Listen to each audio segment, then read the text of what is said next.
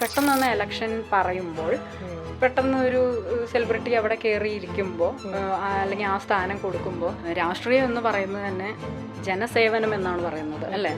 അപ്പൊ അതിന് വേണ്ടിയിട്ട് രാവും പകലും ഒക്കെ ഊണും ഉറക്കമൊക്കെ ഉപേക്ഷിച്ച് ഇതിന് പുറകെ നടക്കുന്ന ആൾക്കാരുള്ളപ്പോൾ അത് നിൽക്കാൻ യാതൊരു ക്വാളിറ്റി ഇല്ലാത്ത ആൾക്കാരെ പിടിച്ച് അവിടെ നിർത്തുമ്പോൾ അത് ശരിയായില്ല എന്നാണ് ഞാൻ പറഞ്ഞത്. അത് ശരിയല്ലേ?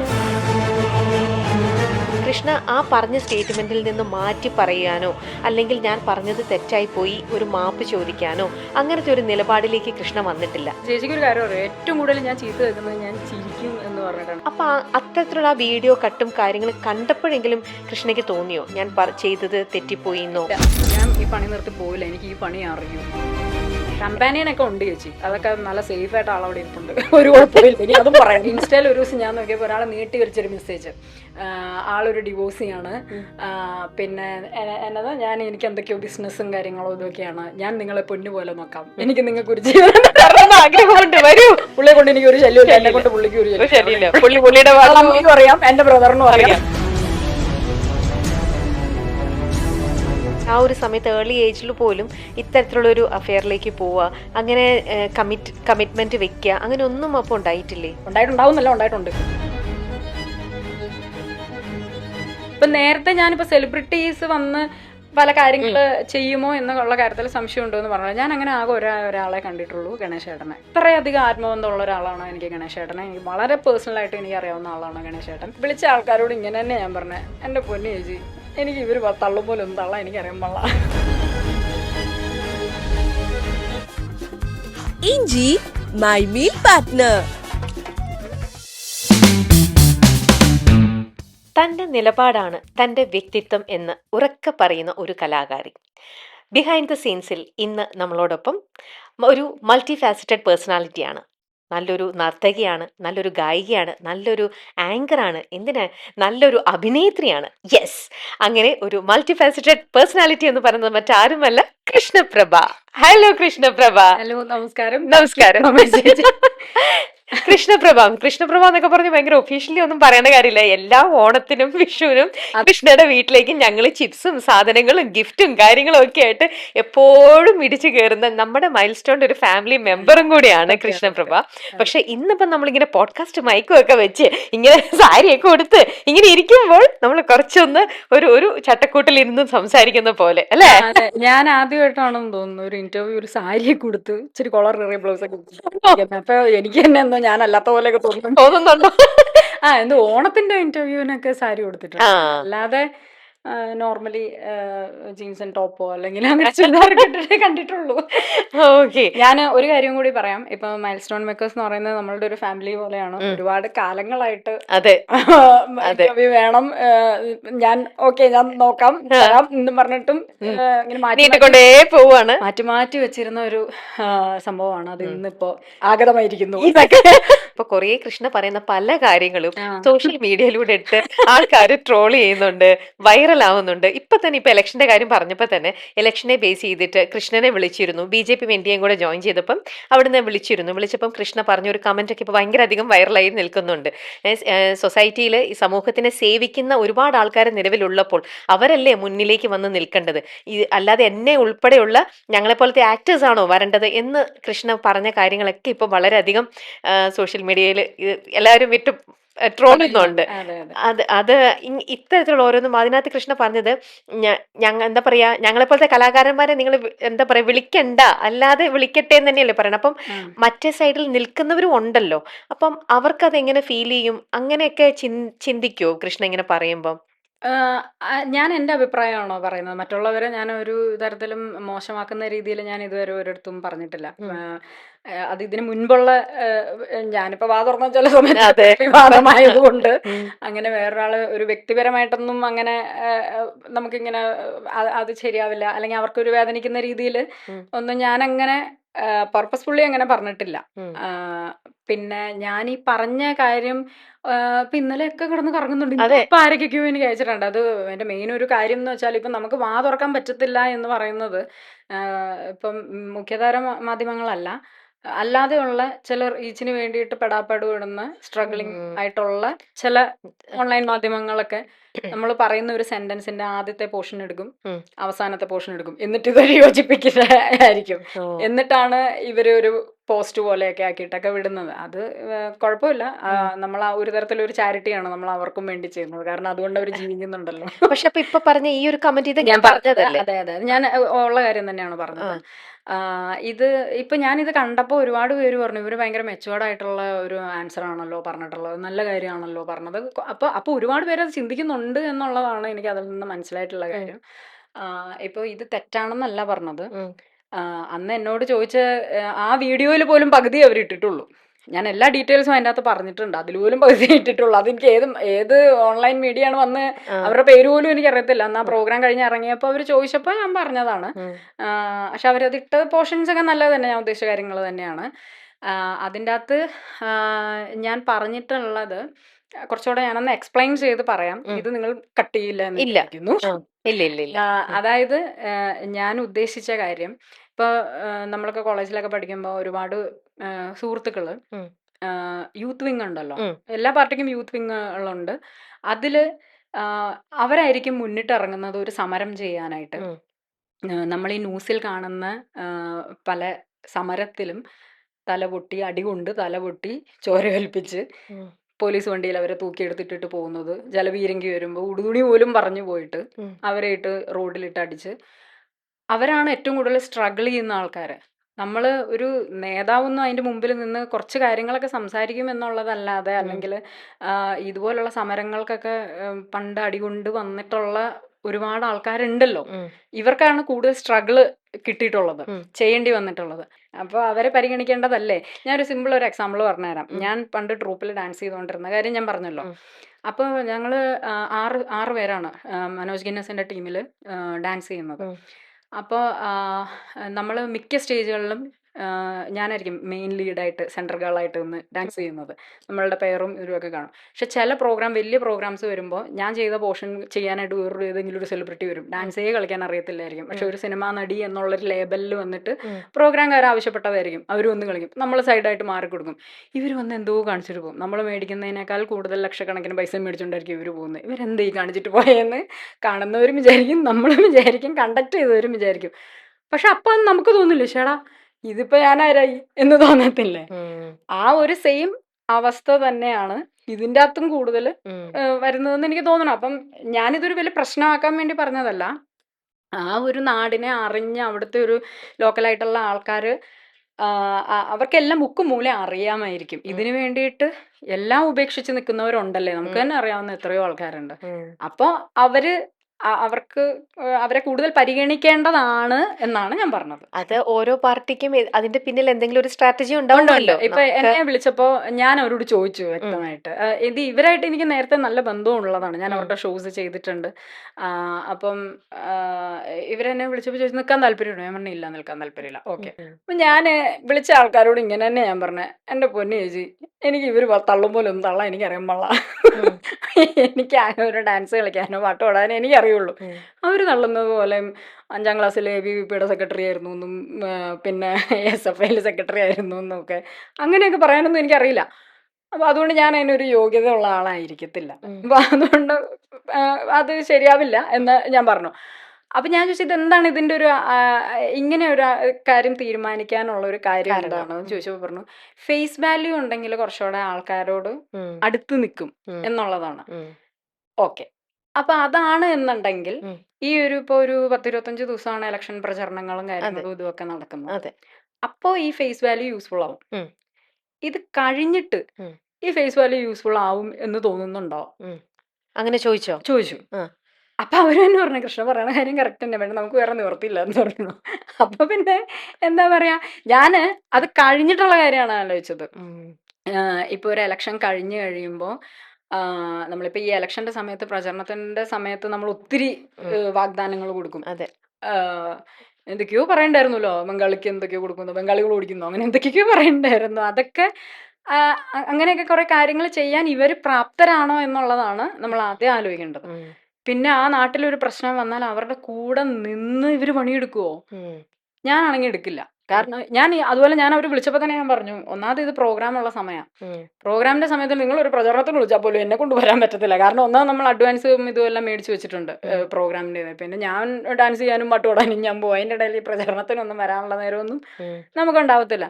അപ്പോൾ വിളിക്കുമ്പോൾ ആൾക്കാരെ അങ്ങനത്തെ ഉള്ള ആൾക്കാർ ഇപ്പം അവരൊക്കെ ഫുൾ ഈ ഇങ്ങനെ ഷോസ് ഒന്നും ഇങ്ങനെ അധികം ചെയ്യാത്ത ആൾക്കാരാണ് എന്ന് തോന്നുന്നു. അപ്പം ഇവർ ഇങ്ങനെ മാറ്റം കൊണ്ടുവരട്ടെ, അത് ഞാൻ അങ്ങനെ ചെയ്യും ഇങ്ങനെ ചെയ്യും എന്നൊക്കെ പറയുന്നതിൽ ഈ ഇലക്ഷൻ കഴിഞ്ഞു കഴിയുമ്പോൾ ആ ജനങ്ങൾക്ക് അത് ഉപകാരമുണ്ടോ എന്നുള്ളതാണ് നമ്മൾ പിന്നീട് ചിന്തിക്കേണ്ട ഒരു കാര്യം. ഇലക്ഷൻ സമയത്ത് അവർ പറഞ്ഞ കാര്യം കറക്റ്റാ. തുറന്ന ജീപ്പിൽ നമ്മളിപ്പോൾ നല്ല ഫേസ് വാല്യൂ ഉള്ള ഒരാൾ പോകുമ്പോൾ കുറച്ചുകൂടെ കൊള്ളാതെ ആ പുള്ളിയല്ലേ പോണേ, അല്ലെങ്കിൽ ആളല്ലേ പോകുന്നത് എന്ന്, ആ ചേച്ചിയാണല്ലോ പോണേ എന്നൊക്കെ പറയാം. പക്ഷെ അത് കഴിഞ്ഞിട്ട് അവർ കുറച്ചുകൂടെ വർക്ക് ചെയ്ത് ശരിയാവട്ടെ എന്നുള്ളതാണ് എൻ്റെ അഭിപ്രായം. കുറച്ചുകൂടെ വർക്ക് ചെയ്ത് ശരിക്കും ഇത് പഠിച്ച് ഇനി അടുത്ത ഇലക്ഷൻ വരുമ്പോൾ നിന്നോട്ടെ. പക്ഷെ അതിന് വേണ്ടിയിട്ട് രാവും പകലും ഇപ്പം ഞാൻ നേരത്തെ പറഞ്ഞ പോലെ യൂത്ത് വിങ്ങിന്റെ സമയത്ത് മുതലും തലയൊക്കെ പൊട്ടി നമ്മൾ ന്യൂസിൽ കാണുന്ന, നമുക്കിത് ന്യൂസിൽ ഇത് കാണുമ്പോൾ കാണാൻ നല്ല രസം. അവർ അനുഭവിക്കുന്ന വേദന അവർക്കേ അറിയുള്ളൂ. ഏത് പാർട്ടിയാണേലും മനുഷ്യനല്ലേ ഇത്, അല്ലേ? അല്ല, നേരത്തെ പറഞ്ഞ പോലെ അവര് ഒരു പക്ഷേ നമ്മളവര് റീസെന്റ് ചിലപ്പോൾ സിനിമകളിലൂടെ ഇങ്ങനെ കണ്ട് നമുക്ക് പരിചയം. പക്ഷെ നേരത്തെ അവരുടെ കോളേജ് ലൈഫിലൊക്കെ അവർ ചിലപ്പോൾ ആക്റ്റീവായിട്ട് പൊളിറ്റിക്സിൽ നിന്നിരുന്ന വ്യക്തികളായിരിക്കാം. അല്ലെങ്കിൽ അവർക്ക് അവരുടേതായിട്ടുള്ള കറക്റ്റ് ആയിട്ടുള്ള നിലപാടും പൊളിറ്റിക്സിനെ കുറിച്ച് നല്ലൊരു ഇൻവോൾവ് ആയിട്ടുള്ള വ്യക്തികളായിരിക്കാം. നമുക്കൊരു പക്ഷെ അവരുടെ ആ ഒരു ഫേസ് നമുക്ക് അറിയുന്നില്ല. നമ്മൾ ഇപ്പഴത്തെ അവരുടെ ആക്ടിങ് സൈഡ് മാത്രമേ കണ്ടിട്ടുള്ളത് കൊണ്ട് അങ്ങനെയും ആയിക്കൂടെ? ഇപ്പോൾ പറഞ്ഞ ആൾക്കാരൊക്കെ എനിക്ക് അറിയാവുന്ന സുഹൃത്തുക്കളും കൂടിയാണ്. അപ്പൊ അത് അറിയാവുന്നത് കൊണ്ട് തന്നെയാണ് ഞാൻ പറഞ്ഞത്. ഇപ്പൊ നേരത്തെ ഞാനിപ്പോ സെലിബ്രിറ്റീസ് വന്ന് പല കാര്യങ്ങൾ ചെയ്യുമോ എന്നുള്ള കാര്യത്തിൽ സംശയമുണ്ടോ എന്ന് പറഞ്ഞു. ഞാൻ അങ്ങനെ ആകെ ഒരാളെ കണ്ടിട്ടുള്ളൂ, ഗണേശേട്ടനെ. കാരണം ഈ ഗണേശേട്ടനെ നമുക്ക് തീർത്തും ഒരു സിനിമാക്കാരൻ വന്ന് മന്ത്രിയായി എന്ന് പറയാനും പറ്റത്തില്ല. കാരണം അദ്ദേഹം ജനിച്ചത്, വളർന്നത്, കണ്ടു വളർന്നത് എല്ലാം രാഷ്ട്രീയമാണ്. അദ്ദേഹത്തിന് ഇഷ്ടമുള്ളത് കൊണ്ട് സിനിമയിൽ അഭിനയിക്കാൻ വന്നു, പിന്നെ രാഷ്ട്രീയത്തിൽ വന്നു. ഒരിക്കലും നമുക്ക് ഒരു കാര്യത്തിലും മറുത്തു പറയാൻ പറ്റത്തില്ല. അദ്ദേഹം എന്തെങ്കിലും ഒരു കാര്യം പറഞ്ഞു ചെയ്യാതെ ഇരുന്നിട്ടുണ്ടെന്ന് നമുക്ക് പറയാൻ പറ്റുമോ? ചേച്ചി ഈ അടുത്തൊരു ഇന്റർവ്യൂ എടുത്തിട്ടുണ്ടായിരുന്നു, ഞാൻ കണ്ടായിരുന്നു, നല്ല ഇന്റർവ്യൂ ആയിരുന്നു. അപ്പൊ ഒരിക്കലും ഒരാൾ പോലും പറയത്തില്ല അയ്യോ ആ പുള്ളി വന്നിട്ട് ഒന്നും ചെയ്തില്ല കേട്ടോ എന്ന് ആരും പറയുന്നതായിട്ട് ഞാൻ കേട്ടിട്ടില്ല. ഞാൻ വളരെയധികം ബഹുമാനിക്കുകയും ഇഷ്ടപ്പെടുന്നതും അത്രയധികം ആത്മബന്ധമുള്ള ഒരാളാണ് എനിക്ക് ഗണേശേട്ടനെ. എനിക്ക് വളരെ പേഴ്സണലായിട്ട് എനിക്ക് അറിയാവുന്ന ആളാണ് ഗണേശേട്ടൻ. ഞാൻ ആരാധിക്കുന്ന ബഹുമാനിക്കുന്ന ഒരാളും കൂടിയാണ് ഗണേശേട്ടൻ. ഗണേശേട്ടൻ ഈ ഒരാളുള്ളത് കൊണ്ടാണ് എറണാകുളത്തെ ട്രാൻസ്പോർട്ട് ബസ് സ്റ്റാൻഡ്, ചേച്ചി എറണാകുളത്ത് പഠിച്ച് വളർന്ന ആളല്ലേ, എറണാകുളം KSRTC ബസ് സ്റ്റാൻഡ് കടന്ന കോലം നമ്മൾ എല്ലാവരും കണ്ടതാ. ഇനി വേറെ ഒരു വികസനത്തിനെ പറ്റിയിട്ടോ ഒന്നും പറയണ്ട. ആ ഒരൊറ്റ ബസ് സ്റ്റാൻഡ് നന്നാക്കി എടുത്ത ആള് ഗണേശൻ. അതിനെടുത്ത എഫേർട്ട് ഹൈബിച്ചേട്ടൻ തന്നെ വേറെ പാർട്ടിയായിട്ട് തന്നെ അദ്ദേഹം തന്നെ അന്ന് സ്റ്റേജിൽ നിന്ന് പറഞ്ഞു, ഇത് കാലങ്ങളായിട്ട് അവർ പരിശ്രമിച്ചുകൊണ്ടിരിക്കുകയായിരുന്നു, ഗണേശേട്ടൻ വന്നപ്പോഴാണ് ഇത് നടന്നത്. ആ ഒരൊറ്റ കാര്യം മതി ഗണേശേട്ടൻ ഇനിയും വീണ്ടും മന്ത്രിയായി വരണം എന്ന് പറയാനായിട്ട്. കാരണം എറണാകുളംകാർ അനുഭവിച്ചത് അത്ര അനുഭവിച്ചിട്ടുണ്ട്. നമ്മൾ ബസ്സിൽ നിന്ന് ഇറങ്ങുമ്പോൾ കാലയില് മറ്റേ ഓടയിലൊക്കെ ഇറങ്ങിക്കൊണ്ടിരുന്നു അല്ലേ, ഉള്ള ചെളിയും ഇതുമൊക്കെ ആയിട്ട്. ഞാനൊക്കെ ഇപ്പോഴാണ് നമ്മൾ അങ്ങനെ അവിടെ പോവാതെ ആയത്. പക്ഷെ പണ്ട് പോലെ ഒരുപാട് പ്രാവശ്യം നമ്മൾ അവിടെ യാത്ര ചെയ്തിട്ടുണ്ട്. നമ്മൾ വിചാരിക്കും ഇതെന്തെന്ന് ഈ കാണിച്ചിട്ടേക്കുന്നതെന്ന് വിചാരിക്കും. ആ ഒരൊറ്റ കാര്യം മതി ഗണേശേട്ടൻ നല്ലൊരു ലീഡർഷിപ്പ് ക്വാളിറ്റി ഉള്ള ഒരാളാണ്, പറഞ്ഞ വാക്ക് പാലിക്കുന്ന ഒരു നേതാവാണെന്ന് പറയാനുള്ള. ഗണേശൻ മന്ത്രി എന്നുള്ള രീതിയിൽ എല്ലാവർക്കും ഇഷ്ടമുള്ള ഒരു വ്യക്തിയാണ്. ബസ് സ്റ്റാൻഡ് നന്നാക്കിയ ഒരു ഒറ്റ കാര്യം മതി ശരിക്കും ആ ഒരു ആളുടെ ഒരു കേപ്പബിലിറ്റി അറിയാനായിട്ട്. എല്ലാവർക്കും അതാരും മറുത്ത് പറയാത്തൊരു കാര്യമാണ്. പിന്നെ ഇപ്പൊ ഒരു നല്ല കാര്യങ്ങൾ ചെയ്തിട്ട്, ഇപ്പൊ വികസനവും മറ്റു കാര്യങ്ങളും ഇതെല്ലാം ചെയ്തിട്ട് എന്തിനാ വികസനം ചെയ്തേ എന്നും പറഞ്ഞാൽ ആർക്കും വഴക്കുണ്ടാക്കാൻ പറ്റത്തില്ല. എന്തിനാ വികസനം ചെയ്തത്, നല്ല ബസ് എന്തിനാ കൊണ്ടുവന്ന, അല്ലെങ്കിൽ നല്ല ബസ് സ്റ്റാൻഡ് എന്തിനു കൊണ്ടുവന്നു എന്ന് പറഞ്ഞ് വഴക്കുണ്ടാക്കാൻ പറ്റത്തില്ല. അപ്പൊ പറ്റുന്ന ഇപ്പൊ ഇതേ ഉള്ളൂ, ചുമ്മാ കുറച്ച് വിവാദങ്ങൾ അഴിച്ചു വിടുക. പിന്നെ കുറെ കാലങ്ങൾക്ക് മുന്നേ ഉണ്ടായിരുന്ന മനുഷ്യർ മൊത്തത്തിൽ മറന്നുപോയ പല കാര്യങ്ങളും ഉണ്ടാവും, അതുമൊക്കെ കൂടെ ഇലക്ഷൻ വരുമ്പോൾ കുത്തിപ്പൊക്കി എടുക്കുക. പിന്നെ ആവശ്യമില്ലാത്ത കുറെ വിവാദങ്ങളൊക്കെ ഉണ്ടാക്കുക. ഇതൊക്കെ എല്ലാവർക്കും അറിയാം, ഇതൊക്കെ ഇലക്ഷൻ വരുമ്പോൾ പൊങ്ങി വരുന്ന ഓരോ കാര്യങ്ങളാണ് എന്നുള്ളത്. പിന്നെ ഒന്നാമത്തെ കാര്യം, ഇത് ഞാൻ ഈ ഒരു ഇലക്ഷൻ വരുമ്പോഴോ അല്ലെങ്കിൽ രാഷ്ട്രീയത്തിൽ മാത്രമേ കണ്ടിട്ടുള്ളൂ. ഇതിങ്ങനെ വ്യക്തിപരമായിട്ട് കുറെ കാര്യങ്ങളൊക്കെ പറഞ്ഞ് ഇങ്ങനെ അധിക്ഷേപിച്ചുകൊണ്ടിരിക്കുന്ന ഒരു സിസ്റ്റം. അത് പ്രത്യേക അവസരങ്ങളിൽ മാത്രമേ, മഴ വരാൻ നേരത്ത് ചെയ്യാൻ പറ്റുമല്ലോ എന്നെ പറയുന്നത്, ഈയലല്ലേ, ഈയല് വരും. ആ ഒരു സമയത്തായിരിക്കും ഈയലിനെ കാണുന്നത്, വെയിലത്ത് കാണത്തില്ലല്ലോ. അതേപോലെയാണ് ഇലക്ഷൻ വരുന്ന സമയത്ത്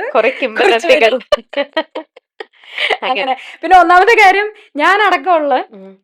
ഞാൻ പല അഭിപ്രായങ്ങളും പറയുന്നത് ഞാൻ എൻ്റെ അനുഭവവും എൻ്റെ അഭിപ്രായങ്ങളാണ് പറയുന്നത്. ഞാൻ കണ്ടിട്ടുള്ള എൻ്റെ ചുറ്റുപാടുമുള്ള ആൾക്കാരിൽ നിന്നുമാണ് ഞാൻ എൻ്റെ അനുഭവങ്ങൾ പറയുന്നത്, കണ്ടിട്ടുള്ളതാണ് പറയുന്നത്. പല വിവാദങ്ങളും വന്നാലും ഇപ്പൊ ആൾക്കാർക്ക് വലിയ മൈൻഡൊന്നുമില്ല. അത് കുറെ ആൾക്കാര് കുറച്ച് ഇപ്പൊ ഓൺലൈൻ കുറച്ച് യൂട്യൂബുകൾ, ഫോളോവേഴ്സ് കുറവുള്ള കുറച്ച് യൂട്യൂബേഴ്സും അല്ലെങ്കിൽ എന്തെങ്കിലുമൊക്കെ കാര്യങ്ങളൊക്കെ പറഞ്ഞ് ഒന്ന് ഫേമസ് ആവാം അല്ലെങ്കിൽ റീച്ച് കൂട്ടാം എന്ന് വിചാരിക്കുന്ന കുറച്ച് യൂട്യൂബേഴ്സും മാത്രമാണ് ഈ വിവാദങ്ങളും പൊക്കി പിടിച്ചുകൊണ്ട് നടക്കുന്നത്. അല്ലാതെ മനുഷ്യർക്കൊന്നും ഇത് ചിന്തിക്കാനുള്ള നേരമൊന്നും ഇല്ല ചേച്ചി. ഇത് ഇപ്പൊ പറഞ്ഞു കഴിഞ്ഞാൽ തന്നെ ഓക്കെ അതൊക്കെ അവിടെ നടന്നോളും എന്നുള്ളത് ഇതേ ഉള്ളൂ. അവര് നോക്കുന്നത് ഇവരെ എലക്ട് ചെയ്ത് വിടുന്ന ആളെ കൊണ്ട് നമുക്ക് ഉപകാരമുണ്ടോ എന്നുള്ളതാണ്. അതല്ലേ നോക്കുക. ഞാൻ അങ്ങനെയാ നോക്കുന്നത്. ശേഷി എങ്ങനെയായിരിക്കും ഇത് നോക്കുന്നത്? ഇവരുടെ മറ്റു കാര്യങ്ങൾ നമുക്ക് അന്വേഷിക്കേണ്ട, നമ്മളെ ബാധിക്കുന്ന കാര്യമേ അല്ല. എന്ത് ചോദിച്ചാലും അതിന് കറക്റ്റ് ആയിട്ടുള്ള ഒരു ഉത്തരം, അല്ലെങ്കിൽ കൃഷ്ണയ്ക്ക് എല്ലാത്തിനെ കുറിച്ചൊരു നിലപാടും കാര്യങ്ങളും ഒക്കെ ഉണ്ട്. പക്ഷേ എപ്പോഴെങ്കിലും ഇങ്ങനെ കൃഷ്ണയുടെ അടുത്ത് ഇപ്പൊ ഇതുപോലെ തന്നെ നമ്മൾ പറയുകയാണെങ്കിൽ യൂട്യൂബിൽ തന്നെ വൈറലായി പോയ ട്രോൾ ചെയ്തത് ഇതിന് കുറച്ച് മുമ്പേ കൃഷ്ണ ചിരിച്ചോണ്ട് പറഞ്ഞ ഒരു സ്റ്റേറ്റ്മെന്റും കാര്യങ്ങളും എല്ലാം അതാണ് എനിക്ക് തോന്നുന്നു കൃഷ്ണയുടെ തന്നെ പറഞ്ഞതിലേക്കും കൂടെ ഏറ്റവും അധികം ട്രോള് വന്നതും. സാറ്റലൈറ്റ് ചാനലിലേക്ക് വരെ കൃഷ്ണനെ വിളിച്ച് അവിടെ നിന്നും അതിനെക്കുറിച്ചൊക്കെ ചോദിക്കുകയും പറയുകയും ഒക്കെ ഉണ്ടായി. പക്ഷേ കൃഷ്ണ ഇതുവരേക്കും ഞാൻ മനസ്സിലാക്കിയെടുത്തോളം എനിക്ക് അറിയണില്ല, എന്നാലും കൃഷ്ണ ആ പറഞ്ഞ സ്റ്റേറ്റ്മെന്റിൽ നിന്ന് മാറ്റി പറയാനോ അല്ലെങ്കിൽ ഞാൻ പറഞ്ഞത് തെറ്റായി പോയി ഒരു മാപ്പ് ചോദിക്കാനോ അങ്ങനത്തെ ഒരു നിലപാടിലേക്ക് കൃഷ്ണ വന്നിട്ടില്ല. കൃഷ്ണ പറഞ്ഞത്, കൃഷ്ണ ചിന്തിച്ചത് അതെല്ലാം ഇപ്പോഴും ശരിയാണ് എന്ന് വിചാരിച്ചിരിക്കുന്ന ഒരു വ്യക്തിയാണ്. ആണല്ലേ? തീർച്ചയായിട്ടും. അത് ഞാൻ എനിക്കതിൽ ഏറ്റവും വലിയ തമാശ ഞാൻ ഏറ്റവും കൂടുതൽ, ചേച്ചിക്ക് ഒരു കാര്യം അറിയാം, ഏറ്റവും കൂടുതൽ ഞാൻ ചീത്ത കേൾക്കുന്നത് ഞാൻ ചിരിക്കും എന്ന് പറഞ്ഞിട്ടാണ്. എൻ്റെ വീട്ടിൽ ഏറ്റവും കുറവ് ചിരിക്കുന്ന ആൾ ഞാനാണ്. അപ്പൊ നിങ്ങൾ എൻ്റെ മറ്റുള്ളവരുടെ ചിരി ഒന്ന് ആലോചിച്ച് നോക്കിക്കേ. നിങ്ങളുടെ വീട്ടിലെല്ലാവരും ഇതുപോലെ ചിരിക്കും. അത് കൃഷ്ണ ആ ഡയലോഗ് പറഞ്ഞപ്പോ തന്നെയും ഡിപ്രഷൻ, മൂഡ് സ്വിങ്സ് അതെല്ലാം പറയുമ്പോഴും ഇതിനൊക്കെ പണ്ട് വട്ടെന്നും പറഞ്ഞ് അത് പറഞ്ഞു പോയതും കൃഷ്ണ കുറെ ചിരിക്കുകയും കൂടെ ചെയ്തപ്പോഴത്തേക്കാണ് അത് ആ ഒരു സ്റ്റേജിലൂടെ പോകുന്ന ആൾക്കാർക്ക് അത് വളരെയധികം അവരെ ഇൻസൾട്ട് ചെയ്യുന്ന പോലെ അവർക്ക് വിഷമം തോന്നിയ ഒരു ഫാക്ടറും തോന്നിയത്. അപ്പൊ അത്തരത്തിലുള്ള ആ വീഡിയോ കട്ടും കാര്യങ്ങളും കണ്ടപ്പോഴെങ്കിലും കൃഷ്ണയ്ക്ക് തോന്നിയോ ഞാൻ ചെയ്തത് തെറ്റിപ്പോയിന്നോ? അങ്ങനെ ഇല്ലില്ല. അത് ഞാൻ പറയുന്ന ഒരു കാര്യം, അതിൻ്റെ അകത്ത് ഒന്നാമത്തെ കാര്യം, ആ ഇന്റർവ്യൂ ഫുള്ളായിട്ട് പലരും കണ്ടിട്ടുണ്ടായിരുന്നില്ല. ഇപ്പോഴും കാണാത്തവരുണ്ട്. അതിന്റെ ആ ഒരു പോർഷൻ മാത്രം കട്ട് ചെയ്ത് കിടന്ന് സർക്കുലേറ്റ് ചെയ്ത് കിടന്ന് കറങ്ങുമായിരുന്നു. ഇതൊന്നും നമ്മുടെ കയ്യിലല്ല. അപ്പൊ ഞാനും ഇങ്ങനെ എന്നാ പിന്നെ അങ്ങനെ പോട്ടെ എന്ന് വിചാരിച്ചു. അപ്പൊ ഞാൻ ഇത്രയും ഇപ്പൊ നമ്മുടെ സോഷ്യൽ മീഡിയ ഭാഷയിൽ പറയുകയാണെങ്കിൽ എയറിലായ ഒരു സംഭവം ആദ്യമായിട്ടാണ്. പ്രാവശ്യം എയർ കയറിയ പിന്നെ ഇത് നല്ല രസമായിട്ട് ചേച്ചി, നല്ല രസമാണ്. അപ്പൊ കൃഷ്ണ അത് എൻജോയ് ചെയ്യായിരുന്നു. എൻജോയ് ചെയ്യണമെന്ന് വെച്ചാൽ അങ്ങനെയല്ല. ഇപ്പൊ നമ്മുടെ കയ്യിലല്ലാത്ത കാര്യങ്ങളെ പറ്റിയിട്ട് നമ്മൾ ടെൻഷൻ അടിച്ചിട്ട് പ്രത്യേകിച്ച് കാര്യമൊന്നുമില്ല. എന്തെങ്കിലും കാര്യമുണ്ടോ? ഒരു കാര്യമില്ല. അപ്പം ഞാൻ അതിനെ പറ്റിയിട്ട് കുറച്ച് എക്സ്പ്ലെയിൻ ചെയ്ത് ഞാൻ പറയുകയാണെങ്കിൽ, ഇപ്പം ഞാൻ നേരത്തെ പറഞ്ഞില്ലേ, പലരും അതിൻ്റെ ഫുൾ വേർഷൻ കണ്ടിട്ടില്ല. പിന്നെ ഞാൻ എന്ത് ഉദ്ദേശിച്ചു എന്നുള്ളതിൽ അതിന് മാപ്പ് പറയണം എന്ന്. ഒന്നാമത്തെ കാര്യം, ഞാൻ അധികം ഏറ്റവും കൂടുതൽ വഴക്ക് കേട്ടിട്ടുള്ളത് ചിരിയുടെ തന്നെ. എന്നെ ക്ലാസ്സിൽ നിന്ന് വെളിയിലാക്കിയിട്ടുണ്ട് ഞാൻ ചിരിച്ചിട്ട്, സ്കൂളിൽ പഠിക്കുമ്പോൾ.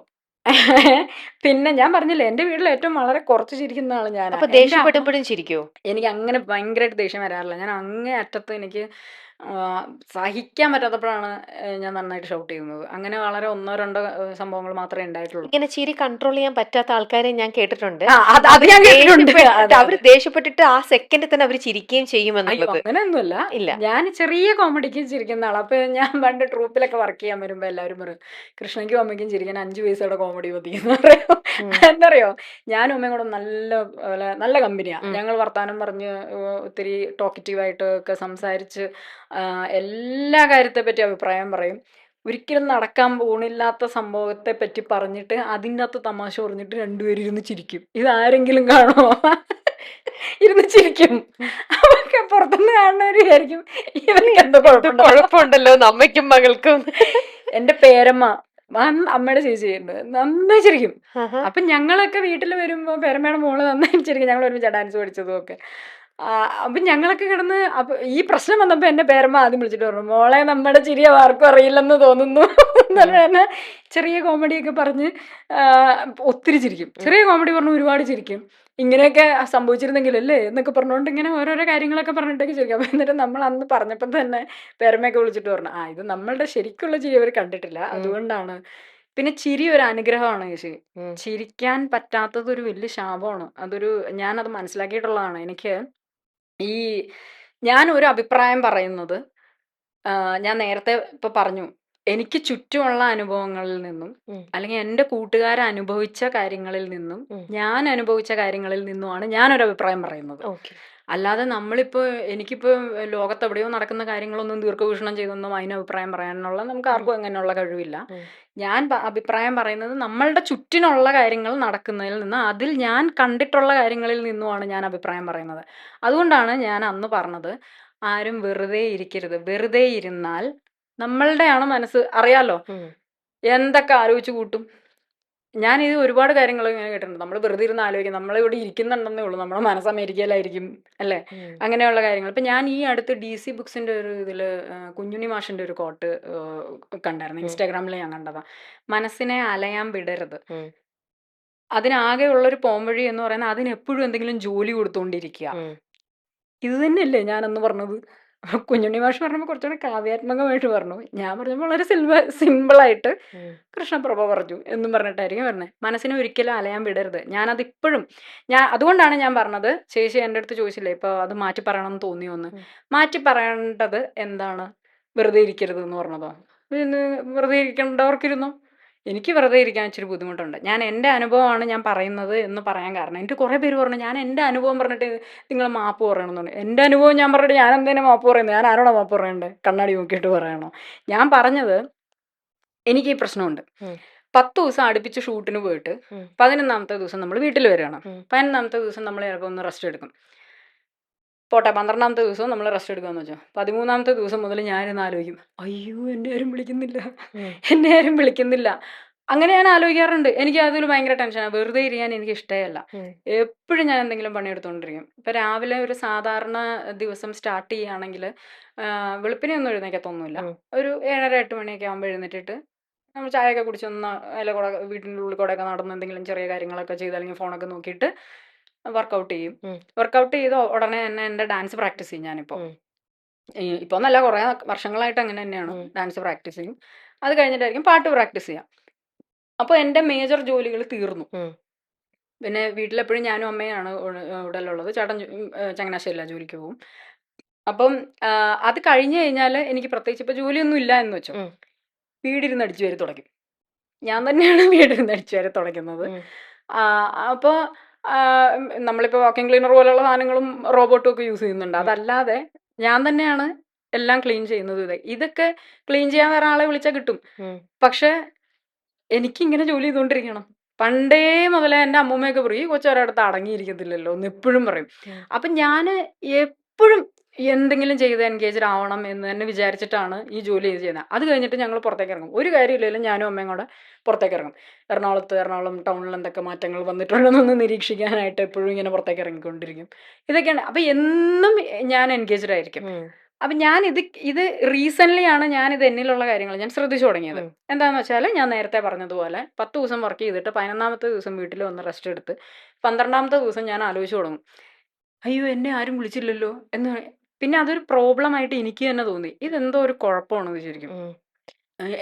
എന്നെ ആരും വിളിക്കുന്നില്ല, അയ്യോ എനിക്ക് കഴിവില്ലാത്തവനാണെന്ന് മറ്റുള്ളവർ വിചാരിച്ചിട്ടാണോ, അങ്ങനെയൊക്കെ വിചാരിക്കും. സിനിമയിൽ കിട്ടും എന്ന് വിചാരിച്ച് ഉറച്ചു വിശ്വസിച്ചിരുന്ന 2 സിനിമയിൽ നിന്ന് ഞാൻ ഔട്ടായിപ്പോയി. നല്ല ക്യാരക്ടേഴ്സ് പറഞ്ഞ് ഫിക്സ് ചെയ്തിരുന്ന 2 ക്യാരക്ടേഴ്സ്. എനിക്ക് അവരായിട്ട് എനിക്കിപ്പോഴും നല്ല ബന്ധമുണ്ട്.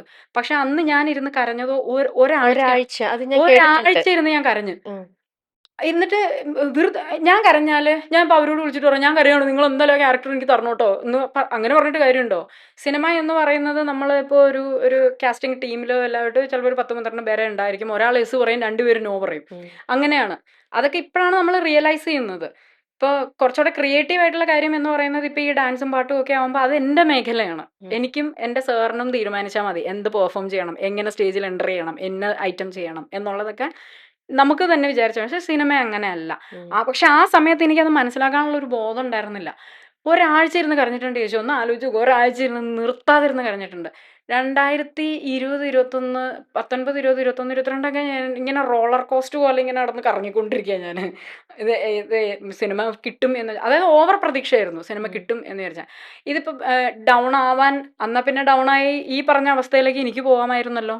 പക്ഷെ അങ്ങനെ പോയില്ല. അത് ഓരോരുത്തരുടെ മെന്റൽ സ്റ്റെബിലിറ്റിയാണ് എൻ്റെ സ്റ്റെബിലിറ്റി ആയിരിക്കില്ല മറ്റുള്ളവരുടെ.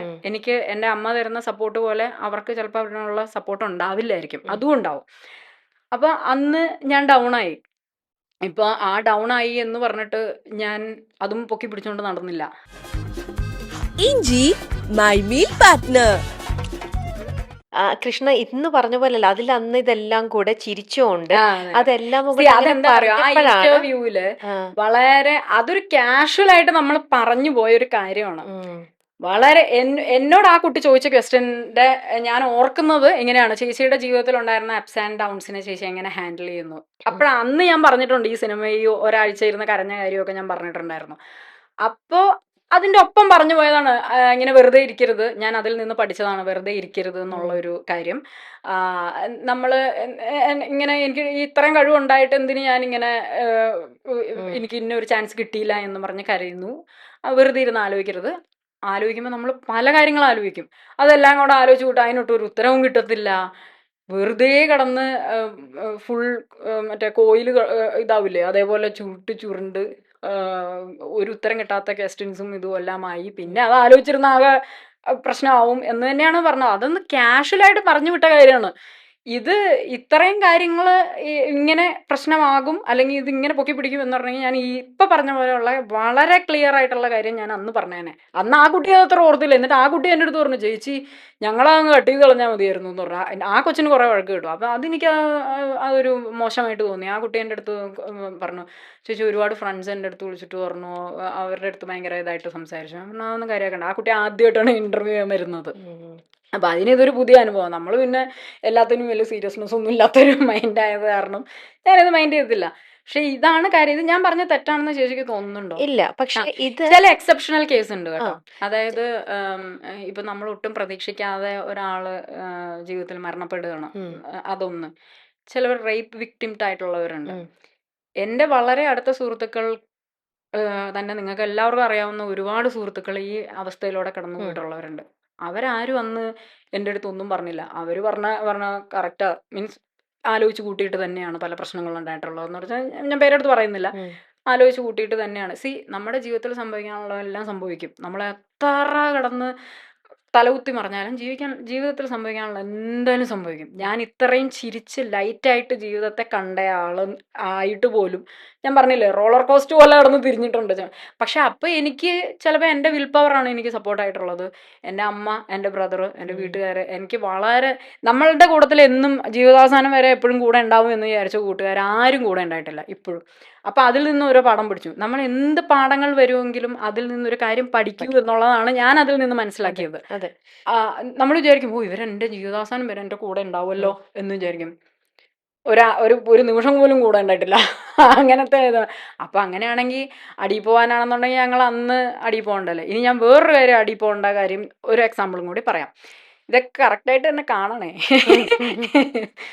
ഇത് വേറൊരു കാര്യം എന്ന് വെച്ചാൽ, എൻ്റെ അമ്മേനെ ആനയൂട്ടിയാരും പല ആൾക്കാർക്ക് അറിയായിരിക്കും. പിഷാരടി തന്നെ വളരെ പോപ്പുലർ ആക്കിയിട്ട് അമ്പലത്തിൽ ഉത്സവത്തിന് തൊഴാൻ പോയിട്ട് ആന ഓടിച്ചിട്ടിട്ട് ഒരു ദിവസം അമ്പലത്തിൽ തൊഴാൻ പോയതാണ്. 2 മാസം കഴിഞ്ഞാണ് തിരിച്ച് വീട്ടിൽ വരുന്നത്. ഒന്ന് ആലോചിച്ച് നോക്കുക. അന്ന് കൊണ്ട് ചെന്നപ്പോൾ തന്നെ അവർ പറഞ്ഞു, ഇവർ നടക്കില്ല കേട്ടോ എന്ന് പറഞ്ഞു. അതായത് ഇനി അങ്ങോട്ടും നടക്കില്ല. എനിക്ക് ഇന്ന് ഇത്രയും പോലും പ്രായമില്ല.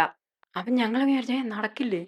അപ്പോൾ ഒരു മനുഷ്യൻ്റെ ഒരു മെൻ്റൽ സ്റ്റെബിലിറ്റി ഒന്ന് ആലോചിച്ച് നോക്കണത് എന്തായിരിക്കും ഇനി ചെയ്യാൻ വേണം. ജീവിതത്തിൽ ഞാൻ ഫേസ് ചെയ്ത കാര്യങ്ങളാണ് പറയുന്നത്. ഇതൊക്കെ പെട്ടെന്ന് പറയുമ്പോൾ ഞാൻ ഒരു കാര്യം കൂടെ പറയാം. ഈ ചില ആൾക്കാർക്ക് ഇപ്പം മനുഷ്യർക്ക് പൊതുവെ സങ്കടങ്ങൾ കേൾക്കുന്നതിലാണ് കൂടുതൽ താല്പര്യം. ഒരാൾ നന്നായിട്ട് ജീവിക്കുന്നു എന്ന് പറയുന്നത് കേൾക്കാൻ വലിയ താല്പര്യമൊന്നും ഉണ്ടാവത്തില്ല. അയ്യോ അവരുടെ നല്ല ജീവിതമാട്ടോ എന്ന് പറയുമ്പോൾ ഉടനെ ആൾക്കാർ പിന്നെ എത്ര കാലത്തേക്ക് അങ്ങനെ പറയത്തുള്ളൂ. അതേസമയത്ത് നമ്മൾ സങ്കടങ്ങൾ ഒരാളിങ്ങനെ പറയുകയാണെന്നുണ്ടെങ്കിൽ അയ്യോ എന്നിട്ട് പിന്നെ എന്തൊക്കെയായിരുന്നു അന്ന് അവിടെ എന്തായിരുന്നു സംഭവിച്ചത് എന്നൊക്കെ പറഞ്ഞുകൊണ്ട് ഓരോ ക്വസ്റ്റ്യൻസ് അങ്ങനത്തെ ആയിരിക്കും. അത് ആൾക്കാരുടെ ഒരു പൊതു നേച്ചറാണത്. അപ്പം ഞാൻ ഇത് പക്ഷേ ഒരിടത്തും പറഞ്ഞിട്ടൊന്നുമില്ല, ഇങ്ങനെ റിവീൽ ചെയ്ത് എനിക്കങ്ങനെ പറയാൻ പാകത്തിനുള്ള അങ്ങനെ വലിയ സങ്കടങ്ങളൊന്നും ഇതുവരെ ഉണ്ടായിട്ടില്ല. ടച്ച് വുഡ് അങ്ങനെ ഉണ്ടാവാണ്ടിരിക്കട്ടെ. എന്നാൽ ഒരു സാധാരണ ആൾ അടി പോകേണ്ട തരത്തിലുള്ള അനുഭവങ്ങളും ഉണ്ടായിട്ടുണ്ട്. ഉണ്ടായിട്ടുണ്ട്. അതിന്റെ ഒന്നാമത്തെ കാര്യമാണ് ഇപ്പൊ ഞങ്ങൾ ഈ ഒരു അമ്പലത്തിൽ ഉത്സവത്തിന് തൊഴാൻ പോയതാണ്. 2 മാസം കഴിഞ്ഞാണ് തിരിച്ച് വീട്ടിൽ വരുന്നത്. 2 മാസം കഴിഞ്ഞ് തിരിച്ച് വീട്ടിൽ വന്നു എന്നുള്ളതിലല്ല കാര്യം. കൊണ്ട് ചെന്നപ്പോൾ തന്നെ ഇവർ പറഞ്ഞു പ്രതീക്ഷയൊന്നും വേണ്ട, നടക്കില്ല കേട്ടോ എന്ന് പറഞ്ഞു. മുഖത്തടിച്ചു പോലെ തന്നെ പറഞ്ഞു. നമ്മളെ അന്ന് ഞാൻ മാത്രമേ ഉള്ളൂ, ഞാനും അമ്മയും കൊണ്ടാണ് അമ്പലത്തിൽ പോയിട്ട് പോകുന്നത്. പിന്നെ ബ്രദറിനെ വിളിച്ചു വരുത്തി. നമ്മുടെ ഒരു ആൻറ്റി ഉണ്ടായിരുന്നു കൂടെ. ആദ്യം ഒരു സർജറി ചെയ്ത് ശരിയായില്ല.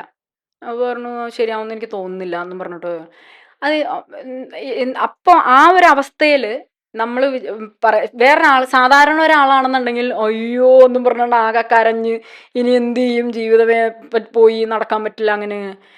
ഇത് ചേച്ചി പറഞ്ഞാൽ വിശ്വസിക്കത്തില്ല.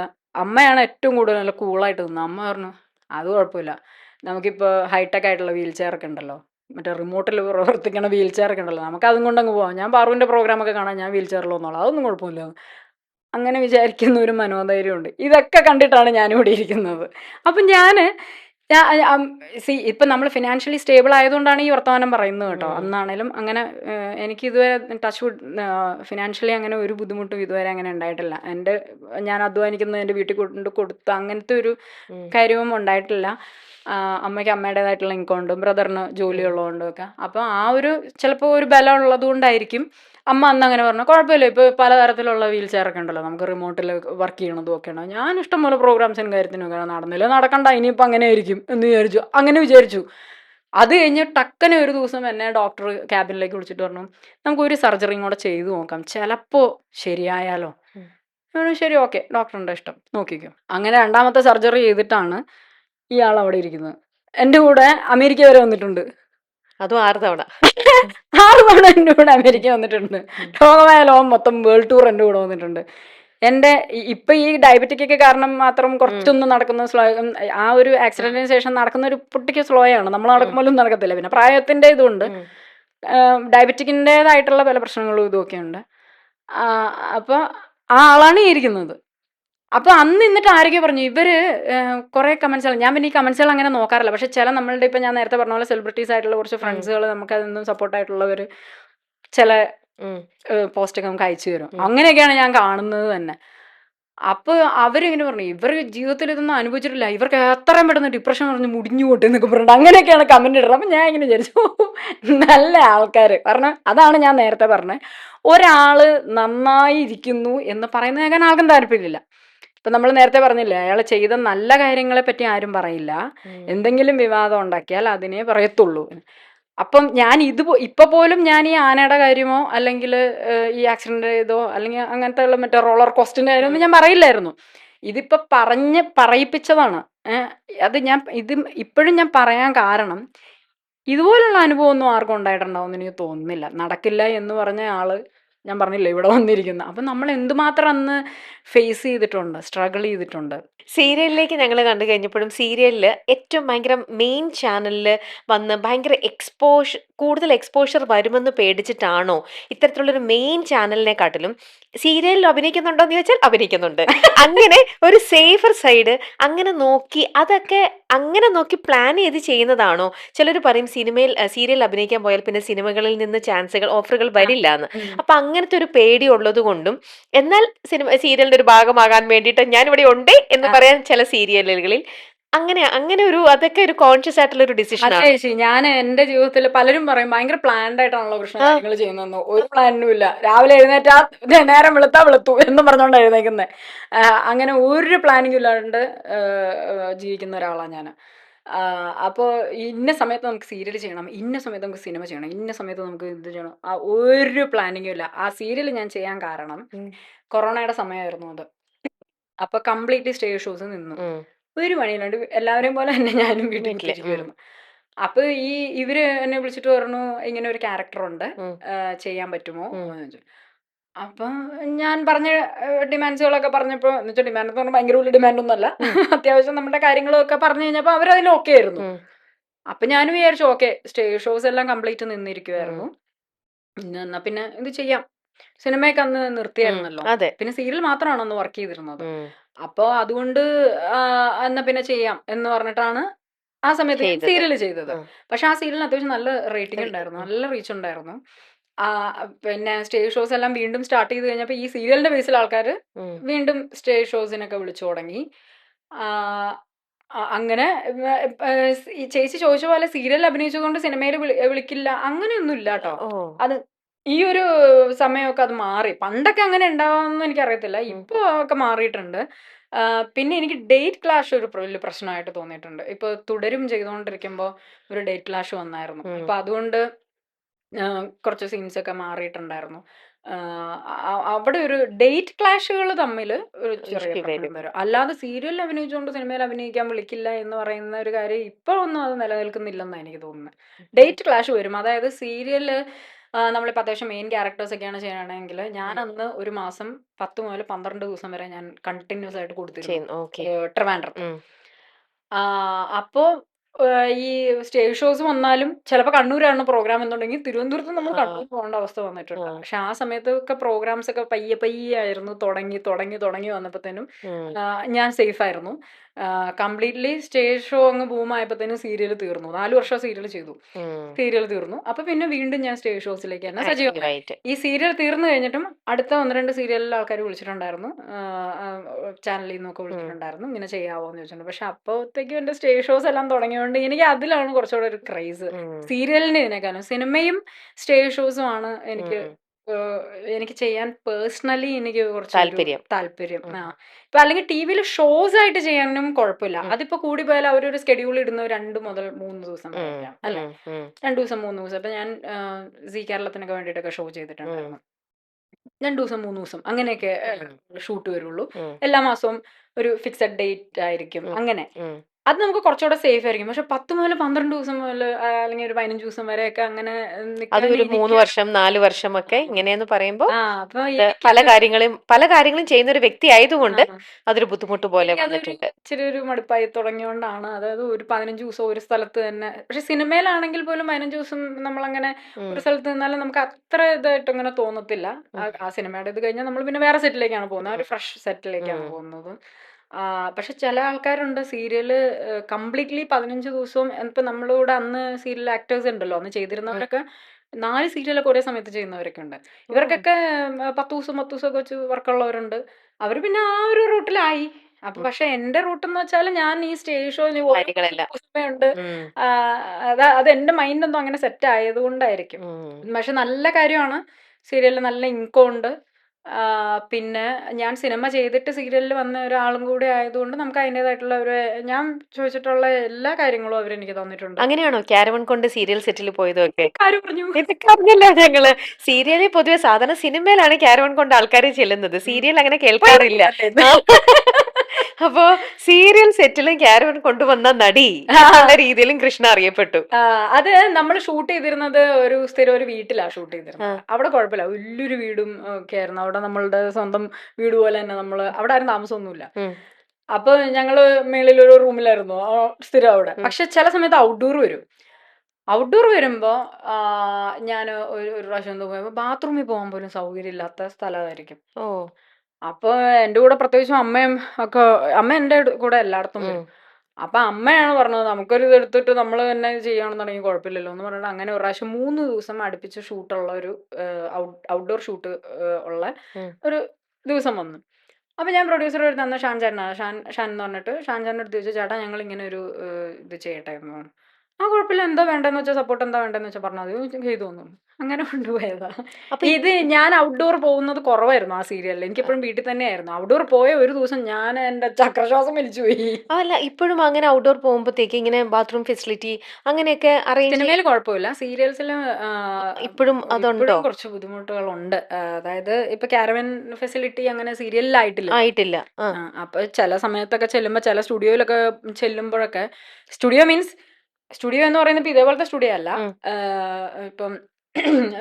ഇപ്പൊ നമ്മളൊരു ഔട്ട്ഡോർ ഇത് ഒരു പറമ്പിലോ അങ്ങനെയുള്ള ഗ്രൗണ്ടോ അങ്ങനെയുള്ളടത്തൊക്കെ ആണെങ്കിൽ അവിടെയൊക്കെ ബാത്റൂം ഫെസിലിറ്റീസ് ഒന്നും അങ്ങനെ ഉണ്ടാവില്ല. അപ്പൊ നമ്മൾ ഏതെങ്കിലും വീട്ടിൽ പോകുമല്ലോ, അങ്ങനത്തെ ഇനി ഇരിക്കാൻ പോലും ചിലപ്പോൾ സ്ഥലം കാണത്തില്ല. പിന്നെ സീരിയൽസിൽ പൊതുവെ എനിക്ക് ഇതിന്റെ ടെക്നിക്കൽ സൈഡ് അങ്ങനെ, ഈ ഫിനാൻഷ്യൽ സൈഡ് എനിക്ക് അങ്ങനെ അറിയില്ല. പക്ഷെ പൊതുവെ പറഞ്ഞ് ഞാൻ കേട്ടിട്ടുണ്ട്, ചാനൽസിൽ നിന്ന് കൊടുക്കുന്നത് കുറച്ച് എമൗണ്ട് ആണ്. അപ്പൊ അതിന്റെ ഉള്ളിൽ നിന്നായിരിക്കും ആ പ്രൊഡ്യൂസർ ഒരു ദിവസത്തെ ഷൂട്ട് കൊണ്ടുപോകാൻ ശ്രമിക്കുന്നത്. അപ്പൊ അതിൻ്റെ അകത്ത് അത്യാവശ്യം കുറയ്ക്കാൻ പറ്റുന്ന ഏരിയകൾ ഏതൊക്കെയാണോ അതിൽ കുറയ്ക്കും. അപ്പൊ കുറയ്ക്കുമ്പോൾ ചിലപ്പോൾ നമ്മൾ ഇതേപോലെയുള്ള ബേസിക് ആയിട്ടുള്ള ഇരിക്കാനുള്ള സ്ഥലമൊക്കെ നമ്മളങ്ങ് അഡ്ജസ്റ്റ് ചെയ്തങ്ങ് വിടുമായിരിക്കും. ബുദ്ധിമുട്ടുണ്ട്. എല്ലാവർക്കും കുറ്റം പറയാൻ എളുപ്പമാണ്, ബുദ്ധിമുട്ടി തന്നെയാണ് എല്ലാ കാര്യത്തിലും ചെയ്യുന്നത്. ഇപ്പോൾ ഈ സിനിമയുടെ ആണെങ്കിലും സ്റ്റേജിന്റെ ആണെങ്കിലും സ്റ്റേജ് ഷോയ്ക്ക് ചില സമയത്ത് നമ്മൾ ചെല്ലുമ്പോൾ ഇപ്പൊ ഒക്കെ നമ്മൾ എഗ്രിമെന്റിൽ എഴുതി വിടും നമ്മളുടെ ഇന്ന ഇത് വേണം, ഇന്ന ചെല്ലുമ്പോൾ ഇത്ര റൂം, പിന്നെ അവിടുന്ന് റെഡി ആയിട്ട് ബാക്ക് സ്റ്റേജിൽ നമുക്ക് ഗ്രീൻ റൂമിൽ ഇങ്ങനെ മിറർ അത് ഇതെല്ലാം വേണം, കൂളറും എല്ലാം വേണം എന്നൊക്കെ പറഞ്ഞിട്ടുണ്ട്. ചില സമയത്ത് ഒന്നും കാണത്തില്ല. അപ്പൊ അങ്ങനെയുള്ള കോർഡിനേറ്റേഴ്സിന്റെ അടുത്തൊക്കെ കൂളർ ഇല്ല എന്നൊക്കെ പറഞ്ഞുകൊണ്ട് ഇടിയാവും, നല്ല ഇടിയാവും. പിന്നെ പൈസ നമുക്ക് മുന്നേ വേണം എന്നുള്ളതൊക്കെ നല്ല ഇടിയാവും. പക്ഷെ ഇപ്പൊക്കെ നമുക്ക് സ്ഥിരം പ്രോഗ്രാം തരുന്ന ആൾക്കാരും ഒക്കെ തന്നെയാണ് നമുക്ക് വിളിക്കുന്നത്. അപ്പൊ അവർ ആദ്യമേ പറയാം, അയ്യോ കൃഷ്ണ പറഞ്ഞിട്ടുണ്ട് കൂളർ റെഡിയാക്കി വെച്ചോന്ന് പറഞ്ഞു. അതൊക്കെയാണ് ഇടയ്ക്ക് എന്തോ വേറൊരു വാർത്ത കേട്ടിരുന്നത്, ഗ്രീൻ റൂമിലും വെച്ചും എന്തൊക്കെയോ ഇഷ്യൂ ആയി, എന്തൊക്കെയോ കൃഷ്ണ പറഞ്ഞു. അതെന്നാ ഇതിന്റെ വല്ലതും ആണോ? ഇങ്ങനെ ഗ്രീൻ റൂം ഫെസിലിറ്റി എന്തെങ്കിലും കിട്ടാത്തതിന്റെ എന്തെങ്കിലും ആയിരിക്കാം. അതെന്തായിരുന്നു അത് അറിയത്തില്ല. അങ്ങനെ എന്തൊക്കെയോ, അതൊരു പക്ഷെ എന്നാ ഇതായിരിക്കാം ഗ്രീൻ റൂമിന്റെ കാര്യത്തിലോ ഇതായിരിക്കും. ചില സമയത്ത് ചെല്ലുമ്പോ ഇതാണ് ഒരു ബേസിക് ആയിട്ടുള്ള കാര്യങ്ങൾ പോലും ചിലപ്പോ അവിടെ കാണത്തില്ല. ഇത് പെർഫോം ചെയ്യണ്ടേ, 2-2.5 മണിക്കൂറൊക്കെ നിന്ന് പെർഫോം ചെയ്യണം. അപ്പൊ തിരിച്ചു വന്നു കഴിഞ്ഞാൽ ഇരിക്കാൻ പോലും ഒരു സൗകര്യം അതൊക്കെ അവർ ചെയ്യണം. പക്ഷെ ആ അവസ്ഥയൊക്കെ ഇപ്പൊ മാറി കേട്ടോ. നമ്മൾ വളർന്നിട്ടാണോ അതോ അവർക്ക് ബോധം വെച്ചിട്ടാണോ എന്ന് അറിയത്തില്ല. എന്തും പറഞ്ഞ അപ്പൊ തന്നെ കൃഷ്ണ ചിരിക്കല്ലേ. ഒരു ദിവസം എന്തേരിയായിരിക്കും ചിരിച്ചു കൂട്ടുന്നുണ്ടാവുക, ഒരുപാട് ചിരിക്കുന്നുണ്ടാവും. അത് ചിരിക്കാൻ പറ്റാന്ന് പറയുന്നത് വലിയൊരു അനുഗ്രഹം തന്നെയാണ്. അതെ അതെ. ചില ആൾക്കാർ പറയും, അന്ന് ആ ഇഷ്യൂ പറഞ്ഞു ഇവരെന്തിനും ഇങ്ങനെ ചിരിക്കുന്നത്, ഇവർക്ക് ഉള്ളിൽ ഭയങ്കര വിഷമങ്ങളുണ്ട്. ഒരു വിഷമവും ഇല്ല. ഇനി എന്റെ വിഷമം ഓർത്ത് ആരും ഇട്ട് വിഷമിക്കും വേണ്ട. എനിക്കൊരു വിഷമമേ ഇല്ല. ഞാൻ എന്തിനു വിഷമിക്കുന്നത്? ഒന്നാമത്തെ കാര്യം എനിക്ക് അങ്ങനെ ടച്ച് വിട്ടു ഇതുവരെ അങ്ങനെ വലിയ ബേർഡൻസ് ഒന്നും ഉണ്ടായിട്ടില്ല. ഇങ്ങനെ ചിരിക്കാൻ ഞാൻ ഇടയ്ക്ക് ഇങ്ങനെ ചുമ്മാ ആൾക്കാരുടെ അടുത്ത് പറയും, ആരെങ്കിലും ഇങ്ങനെ ചിരിക്കാൻ പറ്റുന്നതെന്നൊക്കെ ചോദിക്കും. അപ്പൊ ഞാൻ ഇങ്ങനെ അമ്മയുടെ അടുത്ത് പറയും, ചിരിക്കാനുള്ള രണ്ട് കാര്യം. ഒന്നാമത്തെ കാര്യം ഞാൻ കല്യാണം കഴിച്ചിട്ടില്ല, സുഖമായിട്ട് ചിരിക്കാം. എന്താ കല്യാണം കഴിച്ചാൽ ചിരിക്കാൻ പറ്റില്ലെന്നാണ് ഇനി അതിന് അങ്ങനെ ഒരു ട്രോൾ വരാൻ? അല്ല, വേറെ ആരും ബോധിപ്പിക്കുകയോ അല്ലെങ്കിൽ ബേർഡൻസ് എന്നൊക്കെ പറഞ്ഞിട്ട് ആൾക്കാർ ഇപ്പോഴും പരാതി പറയുന്നത് അങ്ങനെയല്ലേ? എനിക്കറിയത്തില്ല. എന്നാ ആൾക്കാർ പരാതിയും പറയും, എന്നാ പോയി കല്യാണം കഴിക്കുകയും ചെയ്യാം. അപ്പൊ പിന്നെ ചെയ്യേണ്ടെന്നാ പോരെ?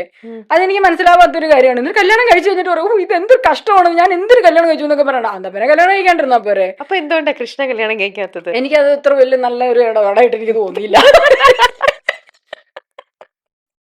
പണ്ട് മുതലേ അതെ, ടീനേജ് മുതലേ അതെ. ഞാൻ ഇങ്ങനെ വിചാരിക്കും ഇത് എന്തിനാണ്. അതെ, എന്തറിയോ, ഞാൻ നേരത്തെ തന്നെ ചേച്ചിയുടെ അടുത്ത് പറഞ്ഞതുപോലെ എന്റെ ചുറ്റുമുള്ള അനുഭവങ്ങൾ വെച്ചിട്ടാണ് ഞാനൊരു അഭിപ്രായം പറയുന്നത്. എന്റെ മിക്ക ആൾക്കാർക്കും, എനിക്ക് എന്റെ ഫ്രണ്ട്സ് ആണെങ്കിലും പല ആൾക്കാരും അവരൊക്കെ ഉന്തി ഉരുട്ടി ജീവിക്കുന്ന, അങ്ങനെ ഉന്തി ഉരുട്ടിയൊന്നും ജീവിക്കേണ്ട ആവശ്യമൊന്നുമില്ല. എല്ലാവർക്കും അവിടെയും അമ്മ പറഞ്ഞില്ലേ മോളെ നീ കല്യാണം? ഒരിക്കലും പറഞ്ഞിട്ടില്ല. എന്റെ ചേട്ടൻ 46 വയസ്സായി, അവൻ കല്യാണം കഴിച്ചിട്ടില്ല. ഞങ്ങൾ രണ്ടുപേരും കല്യാണം കഴിച്ചിട്ടില്ല. അപ്പൊ അമ്മ പറയാ, എപ്പൊ നിങ്ങൾക്ക് തോന്നുന്നോ അപ്പൊ കല്യാണം കഴിച്ചാൽ മതി. ഇത് വെറുതെ ഇങ്ങനെ പലരും ആൾക്കാരും കല്യാണം കഴിക്കുന്നത് നമുക്ക് ഇന്ന പ്രായമാകുമ്പോ അത് സിസ്റ്റം ആയിരുന്നു. പക്ഷെ ഒത്തിരി ചേഞ്ച് ആയിട്ടുണ്ട്. ഒരു സിസ്റ്റം ആയിരുന്നു, ഇത്ര വയസ്സാകുമ്പോ എല്ലാവരും കല്യാണം കഴിക്കണം. അതെന്തിനു വിളിയത്? പക്ഷെ കൂടുതൽ എല്ലാവർക്കും ഈ വീട്ടുകാരുടെ ഇടയിൽ നിന്നുള്ള ചോദ്യമാണ്. അത് ഏറ്റവും കൂടുതൽ നമ്മളെക്കാളും ഫേസ് ചെയ്യണത് പാരന്റ്സ് ആയിരിക്കാം. ആ ഒരു രീതിയിൽ അമ്മയും അമ്മയുടെ അടുത്തും പല വീട്ടുകാരും ചോദിച്ചിട്ടുണ്ടാവില്ല, എന്താടി അവള് കല്യാണം കഴിക്കാൻ, നീ അമ്മയായിട്ട് നീ എന്തുകൊണ്ട് നിർബന്ധിക്കുന്നില്ല? അങ്ങനെ അമ്മേനെ പറയുന്നത് ഞാൻ കേട്ടിട്ടുണ്ട്. അവര് സമാധാനമായിട്ട് ചോദിക്കട്ടെ, അവർക്ക് വേണമെങ്കിൽ അവര് കല്യാണം കഴിച്ചു പോകുന്നു. എന്റെ ബന്ധുക്കളുടെ അടുത്ത് തന്നെ പറയുന്നത്. ആദ്യമൊക്കെ ഭയങ്കര എതിർപ്പായിരുന്നു, സമയത്ത് കല്യാണം കഴിപ്പിച്ചില്ല എന്നൊക്കെ പറഞ്ഞുകൊണ്ട്. അമ്മേനെ എപ്പോഴും നമ്മളുടെ വീട്ടിൽ എന്തെങ്കിലും പ്രശ്നം വരുമ്പോൾ അമ്മമാരുടെ നിലയിലാണ് എപ്പോഴും പ്രശ്നം വരുന്നത്. കഴിപ്പിച്ചില്ല എന്നൊക്കെ, അങ്ങനെയൊക്കെ ഉള്ള രീതിയിൽ എന്താ കല്യാണം കഴിക്കാൻ പോകുമ്പോൾ വില വേണ്ട കഴിക്കരുത് എന്ന് പറഞ്ഞതുപോലെയാണ്. അങ്ങനെയൊന്നല്ല. അമ്മാന്ന് പറയാം, അത് അവര് സമാധാനമായിട്ട് ജീവിക്കുന്നുണ്ടല്ലോ, അവർക്കൊക്കെ. ഞങ്ങളുടെ വീട്ടിലേ ഇങ്ങനെ ഒരു കാര്യം ഞങ്ങൾ 3 പേരും തമ്മിൽ സംസാരിക്കാനുള്ള. അച്ഛനുണ്ടായിരുന്നപ്പോഴും ഈ ഒരു കാര്യത്തിന് നിർബന്ധിക്കും എന്ന് എനിക്ക് തോന്നുന്നില്ല. അച്ഛൻ ഞാൻ 8th പഠിക്കുമ്പോൾ മരിച്ച. അത് കഴിഞ്ഞിട്ട് ഞങ്ങൾ 3 പേരും വളരെ ഒരുമിച്ച് തന്നെയാണ് നിന്ന് എന്ത് ഡിസിഷനും എടുത്തിട്ടുള്ളത്, ഞാനും അമ്മയും ബ്രദറും ആയിട്ട്. അപ്പൊ അങ്ങനെ ഒരു ടോക്ക് ഞങ്ങൾ തമ്മിൽ തന്നെ വന്നിട്ടില്ല. പക്ഷേ ഇപ്പം കൃഷ്ണ കണ്ടിരിക്കുന്ന കുറച്ച് നിങ്ങളുടെ കൃഷ്ണയ്ക്ക് അറിയാവുന്ന കുറച്ച് പേരില് അത്ര നല്ല ഹാപ്പി മാരീഡ് ലൈഫ് ആയിരുന്നിരിക്കില്ല.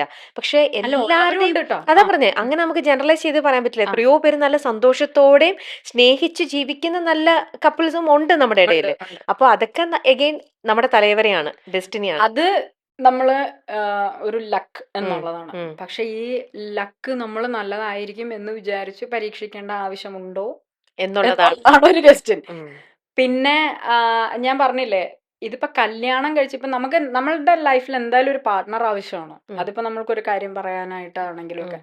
അങ്ങനെയുള്ള ഒരാള് ഉള്ളത് എപ്പോഴും, നമുക്കൊരു കമ്പാനിയൻ ഉള്ളത് എപ്പോഴും നല്ലത് തന്നെയാണ്. ഓ, തീർച്ചയായിട്ടും അത് നല്ലതാണ്. പക്ഷെ ഇത് സമൂഹത്തിന് കാണിക്കാനാണെന്നും പറഞ്ഞുകൊണ്ട് വഴിയ പോണ ആരെങ്കിലും ഒക്കെ കല്യാണം കഴിച്ചിട്ട് വെറുതെ ചുമ്മാ കിടന്ന് ഇടിയും കുസ്തിയും അവനവന്റെ സന്തോഷം കളയേണ്ട കാര്യമുണ്ടോ? ഉം, ചിലപ്പോൾ ഞാൻ എൻഗേജ്ഡ് ആയതുകൊണ്ടായിരിക്കും ചിലപ്പോൾ ഞാൻ ഇങ്ങനെ ചിന്തിക്കുന്നത്. ഉം. ഇത് എൻഗേജ്ഡ് അല്ലാത്ത ആൾക്കാർക്ക് ഒരു വീട് നോക്കിയിരിക്കണം എന്നുള്ള ആൾക്കാർ ഡെഫിനറ്റ്ലി അത് അവരുടെ തീരുമാനം. ഞാൻ എപ്പോഴും പറയുന്നതും വിചാരിക്കുന്നതും ആദ്യം നമുക്ക് നമ്മളെ മനസ്സിലാവണം. ഉം, നമ്മളുടെ കേപ്പബിലിറ്റി എന്തോരം ഉണ്ടെന്ന് നമുക്കേ അറിയത്തുള്ളൂ. ഉം.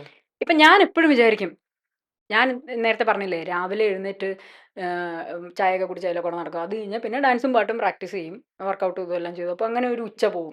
സാധാരണ ഒരു വീട്ടമ്മയ്ക്ക് ചെയ്യാൻ പറ്റിയ കാര്യമാണ്. രാവിലെ മുതൽ ഉച്ച വരെ അവിടെ ഡാൻസും കളിച്ചുകൊണ്ടിരുന്ന അമ്മായിയമ്മയും ചോദിക്കും, കെട്ടിയവനും ചോദിക്കും, പിള്ളേരെ സ്കൂളിൽ വിടാനും ഒക്കെ ഉണ്ടാവും. ഉം, അപ്പം എനിക്കിപ്പോൾ ഇതൊന്നും ചിന്തിക്കാനില്ലാത്തത് കൊണ്ട് ഉം. എനിക്കത് ചെയ്യാം. അതാണ് ഞാൻ പറഞ്ഞത്, ഇങ്ങനെ ഒരു ഇപ്പൊ ചിലപ്പം അങ്ങനെ ഒരു കാര്യം ചെയ്യുന്നതിനെ പറ്റിയിട്ട് ഞാൻ അത്ര പോരാന്നാണ് എൻ്റെ ഒരു എന്താ പറയാ ഒരു നിഗമനം അപ്പൊ എന്നെ ഇനി പറ്റിയിട്ട്. മുന്നോട്ടും കല്യാണം കഴിക്കില്ല എന്നുള്ളൊരു തീരുമാനമുണ്ട്.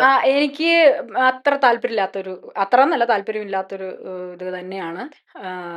നമ്മൾക്കൊരു നല്ല കമ്പാനിയൻ ഉള്ളത് എന്തുകൊണ്ടും നല്ലത് തന്നെയാണ്. പക്ഷെ അങ്ങനെ ഒരാള് വന്നാലോ, കൃഷ്ണയുടെ ഈ പറയുന്ന പോലെ നല്ലൊരു കമ്പാനിയൻ. രാഷ്ട്രീയത്തിൽ ഇറങ്ങില്ലേ എന്ന് അല്ല, അങ്ങനെ ഒരാള് കൃഷ്ണയുടെ ഇഷ്ടങ്ങളും ഇതെല്ലാം മനസ്സിലാക്കി നിങ്ങൾക്ക് നല്ല രീതിയിൽ ജെല്ലാവുന്നു. ഈ പറയുന്ന പോലെ നിങ്ങൾ അമ്മയും ബ്രദറും കൃഷ്ണയും നിങ്ങളുടെ ഒരു ബോണ്ടിങ് ഉണ്ടല്ലോ, ചക്കിക്കൊത്ത ചങ്കരനൊക്കെയാണല്ലോ നിങ്ങള്.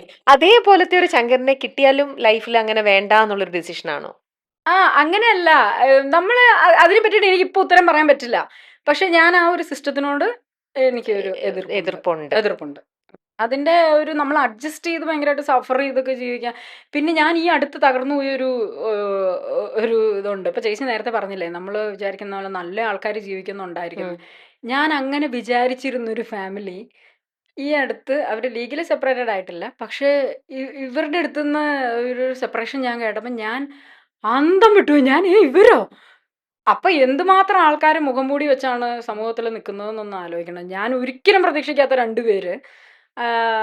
അധികം ആൾക്കാർ അറിഞ്ഞിട്ടില്ലായിരുന്നു. അപ്പൊ ആരോ പറഞ്ഞാണ് ഞാൻ അറിഞ്ഞത്. ഞാൻ പറഞ്ഞു നിങ്ങൾക്ക് ആള് മാറിപ്പോയതായിരിക്കും എന്ന് പറഞ്ഞു. പറഞ്ഞ അല്ല, ഇങ്ങനെ ഒരു സംഭവമാണ്. എന്നിട്ട് ഞാൻ ആളെ വിളിച്ചു, ചേച്ചിയെ വിളിച്ചു. പറഞ്ഞ 2 വർഷമായിട്ട് ഇവര് സെപ്പറേറ്റ് ആയിട്ടാണ് താമസിക്കുന്നത്. ഞാൻ ചോദിച്ചു നിങ്ങളോ? അപ്പൊ അതോടുകൂടിയിട്ട് കംപ്ലീറ്റ് ചെയ്യുന്ന ഒരു കാര്യം അവര് തീരുമാനമായി.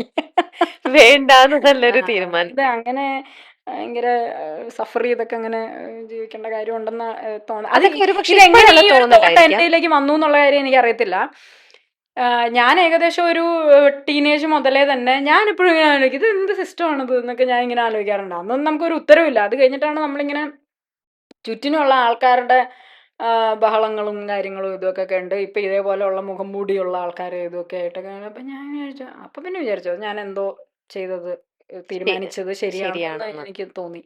ഓ, അപ്പൊ ടീനേജിലോ അല്ലെങ്കിൽ ആ ഒരു സമയത്ത് ഏർലി ഏജിൽ പോലും ഇത്തരത്തിലുള്ള ഒരു അഫെയറിലേക്ക് പോവുക, അങ്ങനെ കമ്മിറ്റ്മെന്റ് വെക്കുക, അങ്ങനെ ഒന്നും അപ്പൊ ഉണ്ടായിട്ടില്ലേ?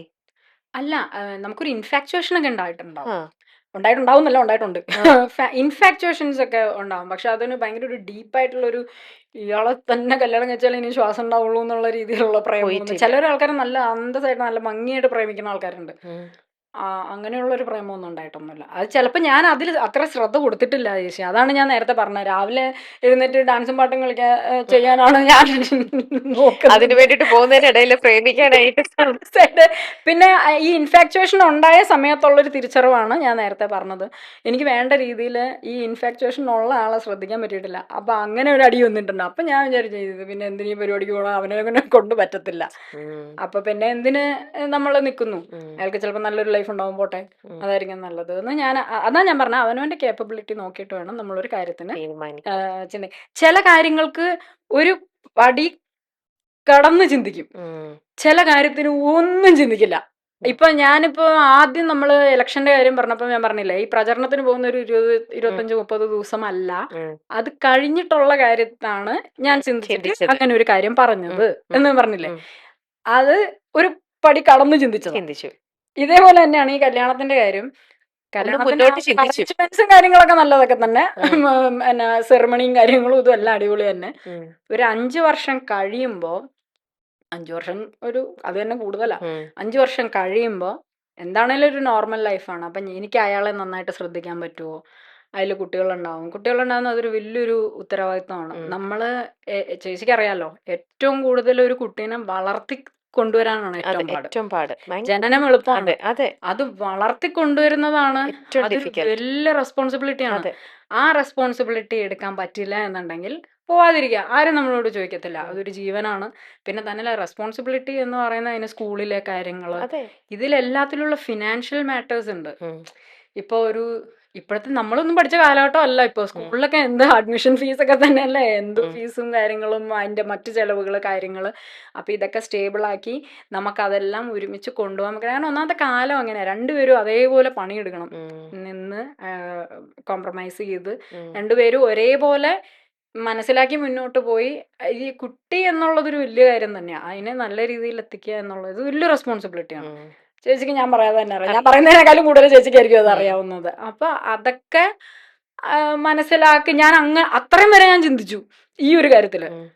അപ്പൊ ചിന്തിച്ചപ്പോ ഞാൻ വിചാരിച്ചു, ഇത് എന്നെ കൊണ്ട് പറ്റുന്ന പണിയല്ല.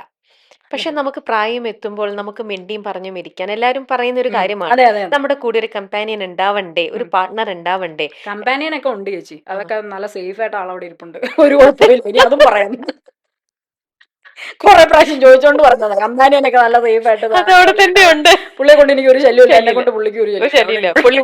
അമ്മയ്ക്കും അറിയാം, എന്റെ ബ്രദറിനും അറിയാം.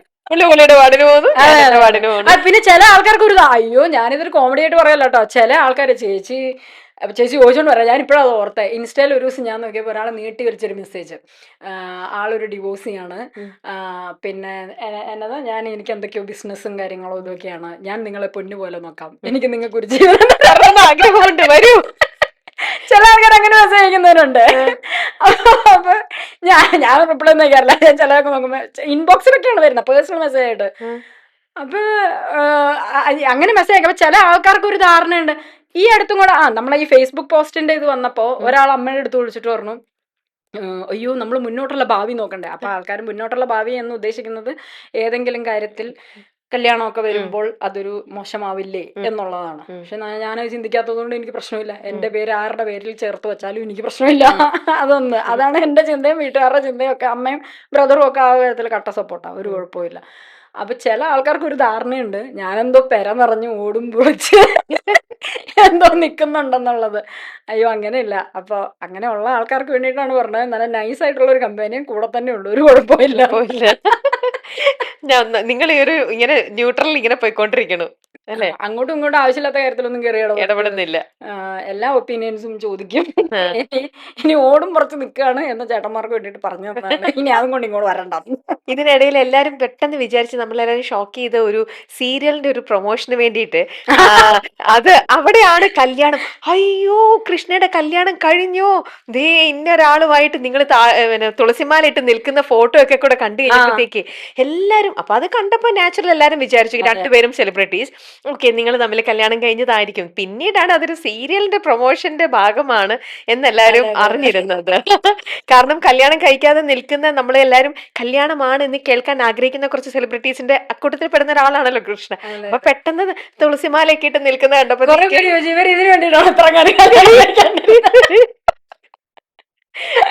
അങ്ങനെ ചോദിച്ചോ? ഉണ്ട്. ഒരുപാട് പേര് എന്നെ നല്ലോണം അടുത്തറിയാവുന്നവരും എന്നെ വിളിച്ചിട്ട് ഭയങ്കര ഷോക്ക്ഡ് ആയി പോയി എല്ലാവരും. അപ്പൊ ഞാനും എനിക്കിപ്പോഴും ഓർമ്മയുണ്ട്, ഞാനും അമ്മയും ബ്രദറും വയനാടിന് പോയിക്കൊണ്ടിരിക്കുക. ഞങ്ങൾ ചുമ്മാ വെക്കേഷൻ ആയിട്ടൊന്ന് പോയിക്കൊണ്ടിരിക്കുക. എന്റെ ഒരു ഫ്രണ്ടും ഉണ്ട്, ഞങ്ങളുടെ ഒരു ഫാമിലി ഫ്രണ്ടാ. അപ്പൊ ഞങ്ങൾ അവരെയൊക്കെ വിളിച്ചു ചോദിച്ചു, അയ്യോ കൃഷ്ണയുടെ കല്യാണം കഴിഞ്ഞോ എന്നൊക്കെ ചോദിച്ചോണ്ട്. അപ്പൊ നല്ലോണം അറിയാവുന്നവരും വിശ്വസിച്ചു. അതെന്തായിരുന്നു എന്നറിയാം, ഇപ്പൊ ഒരുപാട് പേര് ഈ സീരിയലിന്റെ പ്രൊമോഷന് വേണ്ടിയിട്ട് ഇങ്ങനെ ചെയ്യുന്നുണ്ട്. പക്ഷെ ആ സമയത്ത് അധികം ഉണ്ടായി നമ്മളായിരുന്നു സ്റ്റാർട്ട് സ്റ്റാർട്ട് ചെയ്ത് അതാണ്. അപ്പൊ ആൾക്കാർക്ക് ഇതിനെ പറ്റിയിട്ട് പ്രത്യേകിച്ച് ഒരു ബോധമൊന്നും ഇല്ലല്ലോ. ഈ അങ്ങനെ അറിവില്ല. പ്രൊമോഷൻ ഇങ്ങനെ വരും എന്ന് വിചാരിക്കുന്നില്ല അല്ലെ? അതെ അതെ, അങ്ങനെ അറിവില്ലാത്തത് കൊണ്ട് പെട്ടെന്ന് ഒരുപാട് പേര് വിശ്വസിച്ചു. എന്നിട്ട് എന്റെ അടുത്ത് നേരിട്ട് ഒരാൾ ചോദിച്ചു, ഇതിന് വേണ്ടിയിട്ടാണോ ഇത്രയും കാലം കല്യാണം കഴിക്കാട്ടിരുന്നത്? അങ്ങനെ വരെ ചോദിച്ചു അല്ലേ? അയ്യോ അല്ലല്ല, ആള് നല്ല ബഹുമാനമുള്ള ആള് തന്നെയാണ്. അതൊരു സീരിയലിന് വേണ്ടിയിട്ട് ആളങ്ങനെ ചെയ്തതാണ്. അങ്ങനെയുള്ള മണ്ടത്തരൊന്നും കാണിക്കത്തില്ല. പാവം കമ്പാനിയൻ ഇപ്പൊ കേൾക്കണ്ട.